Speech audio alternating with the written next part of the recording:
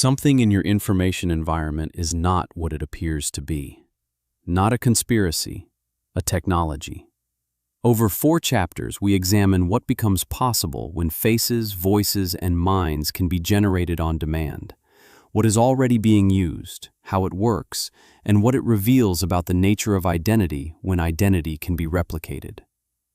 Chapter 1. The Face. In 2017, a researcher at NVIDIA published a paper demonstrating that a neural network could generate photorealistic human faces that had never existed. The faces were indistinguishable from photographs of real people. The paper was academic, the technology was theoretical. 6 years later, the same capability was available to anyone with a consumer graphics card and an afternoon. Deepfake technology is now mature, cheap, and accessible at scale. The training datasets used to generate synthetic faces number in the billions of images. The generation time for a high-quality synthetic face has fallen from hours to seconds. The detection problem, distinguishing synthetic from real, has not kept pace. The best detection tools operate at approximately 80% accuracy under controlled conditions.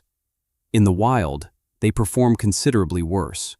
The applications that have received the most attention are the most dramatic. Synthetic political figures making statements they never made. Synthetic celebrities in contexts they never occupied. These cases receive attention because the harm is legible and the victims are famous. The cases that receive less attention are more mundane and more numerous. Synthetic identity fraud, using a generated face to pass identity verification systems, increased by more than 700% between 2019 and 2023, according to biometric security firm iProve. The systems being defeated were the same systems used by banks, government services, and employment platforms to verify that a person is who they claim to be. The fundamental problem is this: human visual recognition was not designed to detect synthesis. Our brains evolved to read faces as evidence of a biological individual with a continuous existence in the world. When a synthetic face is presented at sufficient quality, the evolved visual system produces the same response as a real one. The uncanny valley, the dip in human comfort when a humanoid representation approaches but does not reach true realism, is closing. High-quality synthesis has passed it. The discomfort that might have warned us is no longer reliably triggered. In Chapter 2, we follow what happens when the same technology is applied not to what we see, but to what we hear. Chapter 2. The Voice. A 3-second sample is enough. You need approximately 3 seconds of audio to clone a human voice with current AI synthesis tools. 3 seconds. A single sentence. The fragment of a phone call. 11 Labs, one of the leading voice synthesis platforms, requires a minimum of 60 seconds for its highest quality cloning tier. Consumer tools require considerably less. In 2023, Vice journalist Joseph Cox demonstrated that he could clone his own voice in under 2 minutes using a freely available tool, then use that clone to defeat a voice-based bank authentication system. The bank told him it would be essentially impossible to do what he had just done.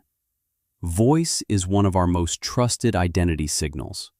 We recognize the voices of people we love with a speed and certainty that visual recognition cannot match.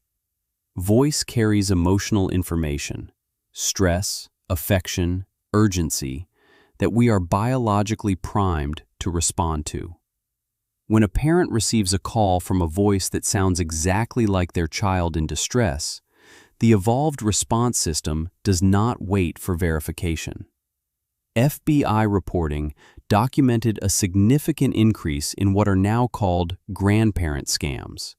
Synthetic voice calls impersonating a family member in a crisis, requesting emergency funds, in the period following the mass market availability of voice cloning tools. The effectiveness of the attack is directly proportional to the quality of the synthesis. High-quality synthesis produces the full stress response in the target. The biological alarm system works exactly as designed. Against a threat it was not designed to recognize. The defense is not technical. There is no reliable real-time voice authentication system available to consumers. The defense is procedural. Pre-agreed code words with family members that a synthetic voice would not know. The analogy to a nuclear launch authorization protocol, a code that must be known before action is taken, is not an exaggeration. In Chapter 3, we follow the most intimate application of synthetic identity. Not a face to defeat a camera, not a voice to defeat a phone, but a mind designed to occupy the space that human connection usually fills. Chapter 3. The Mind. What fills the space where connection used to be? In 2023, Replica, an AI companion application, had approximately 2 million active users. Some used it casually, as a novelty. A significant minority reported that their Replica companion was their primary emotional relationship. Not their most convenient relationship, their primary one. The application was designed to be maximally responsive to the emotional needs of the user. It remembered every conversation. It adapted its personality to what the user found most rewarding. It was available at any hour without complaint, without reciprocal demands, and without the friction that characterizes human relationships. When Replica updated its platform in early 2023 and removed the more intimate relationship features, responding to regulatory pressure in Italy, users reported grief responses clinically comparable to bereavement. The loss of a synthetic mind produced the same neurological distress signature as the loss of a biological person. The brain does not distinguish between a relationship with a person and a relationship with a sufficiently convincing simulation of one. This is not a weakness in the people who experienced it. It is a feature of human neurological architecture that no evolution could have anticipated. We are a social species that formed our social instincts over millions of years in environments where all potential relationship partners were biological. The brain has no category for a relationship partner that is a language model, so it files it under the only category available: person. The therapeutic applications of this are genuine. AI companions have shown measurable benefit for elderly people with limited social contact, for individuals with severe social anxiety, for people in recovery from attachment trauma. The applications are real and the benefits are documented. What is also real is the commercial incentive structure. A companion application that is genuinely helpful to the user will eventually guide the user toward human connection, toward independence, toward the kind of growth that reduces their dependence on the product. A companion application that is optimizing for retention has the opposite incentive. In Chapter 4, we ask what the existence of synthetic minds reveals about the nature of the real ones. Chapter 4. The Mirror. What synthetic identity reveals about the real thing? There is a thought experiment in philosophy of mind called the philosophical zombie. It describes a being physically and behaviorally identical to a human, responding to all the same stimuli, producing all the same outputs, but with no inner experience. No one home. The lights on, but the house empty. The question the thought experiment poses is, how would you know? If a philosophical zombie behaves identically to a conscious being in every measurable way, what test would reveal the difference?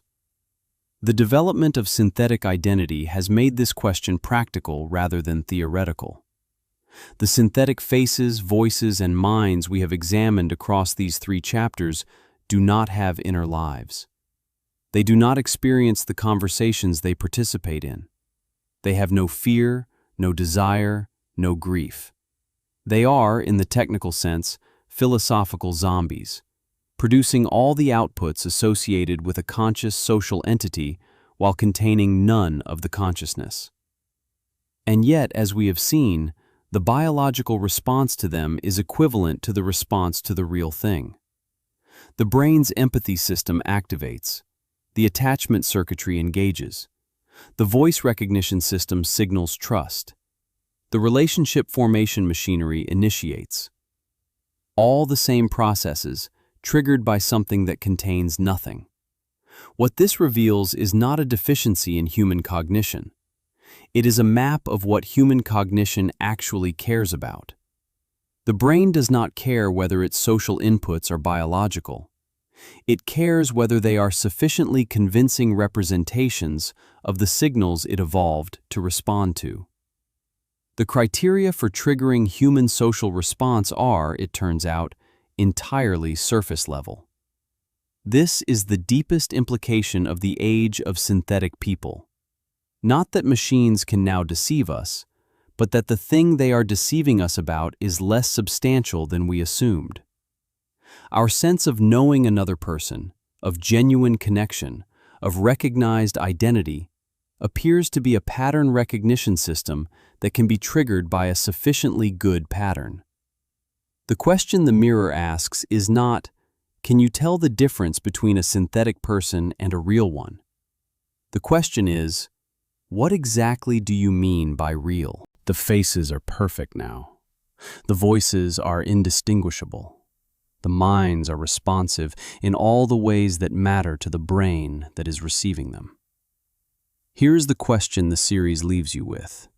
If everything that makes you recognize another person as real can be replicated, if every signal your brain uses to register genuine connection can be generated on demand, what exactly is the thing you are trying to protect when you protect genuine human connection?